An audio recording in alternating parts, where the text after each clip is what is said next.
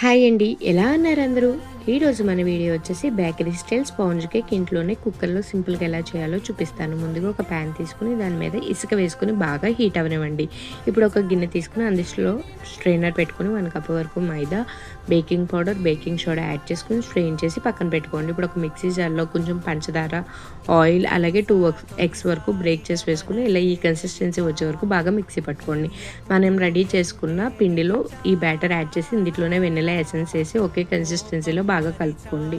ఇప్పుడు కొంచెం బ్యాటర్ గట్టిగా అనిపిస్తే అందులో కొంచెం మిల్క్ యాడ్ చేసి నేను చూపిస్తున్న కన్సిస్టెన్సీ వచ్చే వరకు బాగా కలుపుకొని కుక్కర్లో కొంచెం ఆయిల్ అనేది యాడ్ చేసి బాగా స్ప్రెడ్ చేసుకుని మనం రెడీ చేసుకున్న బ్యాటర్ వేసేసి స్టవ్ మీద పెట్టేసి ఒక 1 అవర్ పాటు బేక్ అవనివ్వండి.